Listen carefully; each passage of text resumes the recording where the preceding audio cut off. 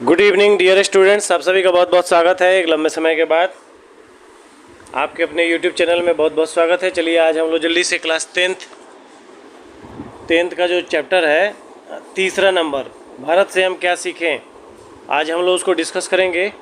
इसमें कुल 36 क्वेश्चन है। ठीक है, चलिए बिना समय बर्बाद किए हुए हम लोग फटाफट इसको डिस्कस करते हैं। लेकिन उससे पहले एक रिक्वेस्ट है आपसे, पहली बार आए हैं तो चैनल को सब्सक्राइब कर लीजिए ताकि कोई भी वीडियो डाला जाए तो आपको उसका नोटिफिकेशन मिल जाए। दूसरा चीज़, इस वीडियो के कमेंट बॉक्स में जाइएगा तो एक व्हाट्सएप का लिंक है, आप उस पर क्लिक करके उस व्हाट्सएप चैनल को फॉलो कर लीजिएगा ताकि कोई भी सूचना मिले स्कूल से रिलेटेड तो वो आप तक पहुंच जाए। चलिए बिना समय बर्बाद किए हुए जल्दी से शुरुआत करते हैं। पहला क्वेश्चन है, भारत से हम क्या सीखें के लेखक कौन हैं? A Amarkant, B Bhawani Shankar Dwivedi, C Ramvilas Sharma, D Max Muller. आप जानते हैं, पढ़े हैं, आप इसका जवाब फटाफट बताते चलिए। मैं इसको बना रहा हूँ और आप अपने मन में इसका जवाब रेडी रखिए। चलिए दूसरा नंबर क्वेश्चन देखते हैं हम।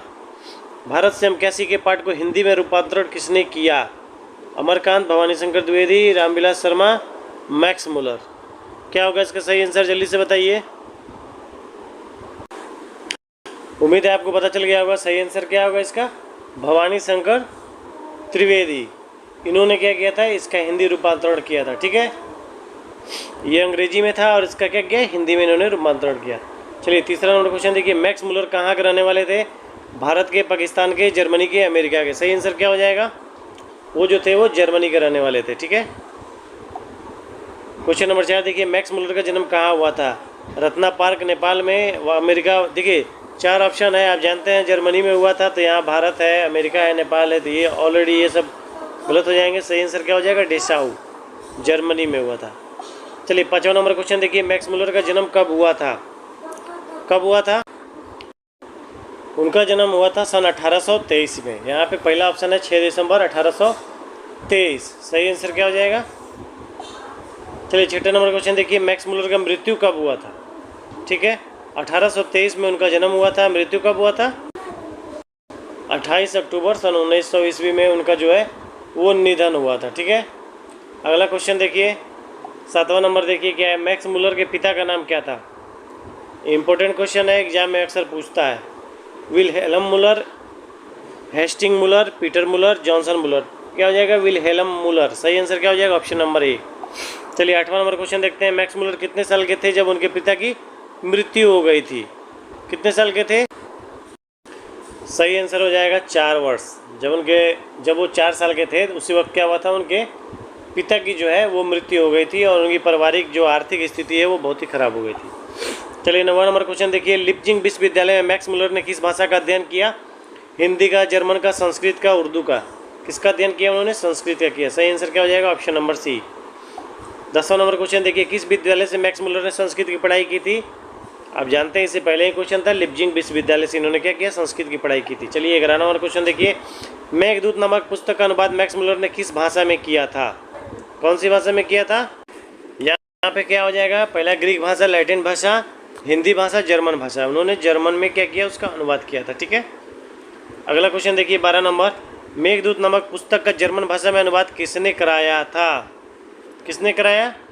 सही आंसर क्या हो जाएगा? मैक्स मुलर ने। चलिए 12 के बाद 13 नंबर, कठ और केन उपनिषद का अनुवाद मैक्स मुलर ने कौन सी भाषा में किया था? कौन सी भाषा में किया उन्होंने? क्या होगा? ऑप्शन नंबर बी, जर्मन में उन्होंने क्या किया? इसको भी ट्रांसलेट कराया था। चलिए 13 के बाद 14 नंबर क्वेश्चन पे हम लोग आते हैं। हितोपदेश का जर्मन भाषा में अनुवाद किसने किया था?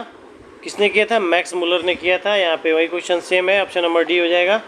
15 नंबर देखिए, हितोपदेश का जर्मन भाषा में अनुवाद किसने किया था?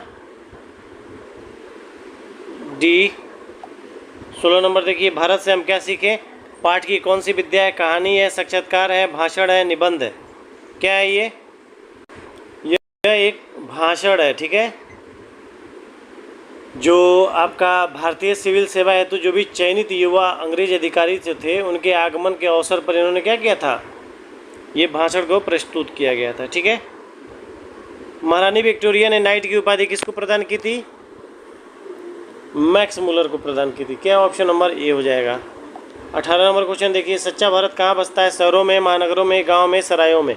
कहाँ बसता है? गांव में। गांव के लोग आज भी मिलजुल के एकता के साथ रहते हैं, शहरों में जबकि ये चीज़ नहीं देखने को मिलता है। 19 नंबर क्वेश्चन देखिए, भारत में सर्वाधिक आबादी कहाँ बसती है? महानगर में, गांव में, शहरों में, गलियों में? कहाँ बसती है? क्या हो जाएगा? महानगर, शहर, गांव, गलियों। देखिए नियम के हिसाब से तो अब देखिए महानगरों में सबसे ज़्यादा आबादी होती है, लेकिन यहाँ पे जो हमारा पाठ है भारत से हम क्या सीखें, मैक्स मुलर के अनुसार क्या होगा? सर्वाधिक आबादी कहाँ बसती है? गाँव में बसती है। सही है, सही ऑप्शन क्या हो जाएगा? सी। चलिए 20 नंबर क्वेश्चन देखिए, मैक्स मुलर के अनुसार सर्वाधिक संपदा और प्राकृतिक सौंदर्य से परिपूर्ण देश कौन सा है? तो यहाँ बात भारत की हो रही है, तो क्या हो जाएगा? सही ऑप्शन ए हो जाएगा, भारत। चलिए 20 के बाद 21 नंबर क्वेश्चन देखिए, मैक्स मुलर ने कठ और केन उपनिषद का अनुवाद कौन सी भाषा में किया? कौन सी भाषा में किया उन्होंने? जर्मन भाषा में किया था। सही ऑप्शन क्या हो जाएगा यहाँ पे? Option number D.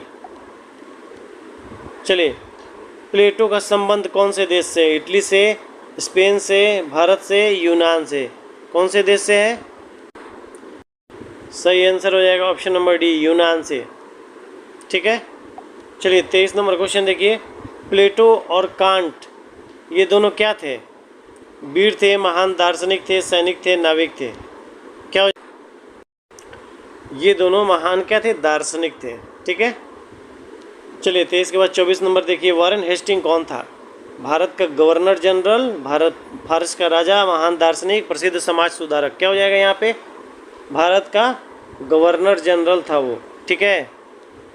24 नंबर के बाद 25 नंबर देखिए, किसके वाराणसी के पास सोने के सिक्कों से भरा एक घड़ा मिला था? किसको मिला था ये मिला था आपको वॉरेन हेस्टिंग को मिला था। ठीक है, जब ये वहाँ के क्या थे? गवर्नर जनरल थे तब। 26 देखिए, दारिस क्या है? तो जो वाराणसी के पास खुदाई हो रही थी और वहाँ पे एक सोने से भरा हुआ घड़ा मिला था, उसी में क्या मिले थे? सोने के प्राचीन कालीन सिक्के जो मिले थे, उन्हीं को क्या कहा जाता था? दारिस नाम दिया गया था। ठीक है। कितने थे वो टोटल? 176 थे। 176 या 172? कितने होंगे आप सोच के बताइए। देखिए अगला ही क्वेश्चन आ गया, कितने दारिस नमक सोने के सिक्के मिले थे? तो सही आंसर क्या हो जाएगा यहाँ पे? 172 होगा। ठीक है, 176 नहीं होगा। कुल 172 सोने का ये घड़ा मिला था। उस घड़े में कितने थे? 172 दारिस नामक सोने के सिक्के थे। ठीक है। अगला क्वेश्चन देखिए, संस्कृत भाषा और यूरोपियन भाषा का तुलनात्मक व्याख्या किसने दिया? किसने दिया? मैक्स मुलर ने दिया था। ठीक है। चलिए 28 के बाद 29 नंबर देखिए, पारसियों के धर्म का नाम क्या है? बौद्ध धर्म, जैन धर्म, वैदिक धर्म, जरथुस्त्र? सही आंसर हो जाएगा ऑप्शन नंबर डी, जरथुस्त्र। ठीक है, पारसी धर्म क्या है? हालांकि ये क्वेश्चन नहीं पूछता है एग्जाम में। 30 नंबर देखिए, जनरल कनिंघम का संबंध किससे है? वनस्पति विज्ञान से, भूविज्ञान से, पुरातत्व विज्ञान से और मनोविज्ञान? तो आपको बता दें वो सही ऑप्शन क्या हो जाएगा? सी हो जाएगा, पुरातत्व विभाग से उनका जो संबंध था। ठीक है। 31 नंबर क्वेश्चन देखते हैं हम, नालंदा विश्वविद्यालय कहाँ पर स्थित है? कहाँ स्थित है नालंदा विश्वविद्यालय? बिहार में, बिहार के नालंदा जिले में है। 32 नंबर देखिए, निर्वंश विद्या का संबंध किससे है?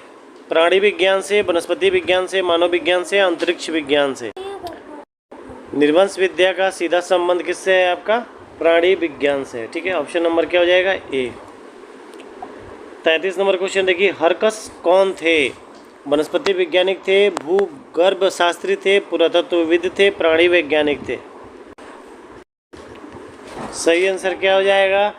सही आंसर हो जाएगा वनस्पति वैज्ञानिक, ऑप्शन नंबर ए। ठीक है।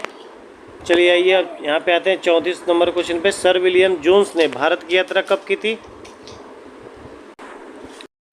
1957 में, 1750 में, 1790 में, 1783 में? सही आंसर क्या हो जाएगा? ऑप्शन नंबर डी, 1783 में उन्होंने क्या किया था? भारत की यात्रा की थी। चलिए 35 नंबर क्वेश्चन देखिए, मुंडा कौन से देश की जाति है? मुंडा कौन से देश की जाति है? मंगोल की, चीन की, मुल्तान की, भारत की? सही आंसर क्या हो जाएगा? ऑप्शन नंबर डी, भारत की। ठीक है, भारत की जाति है।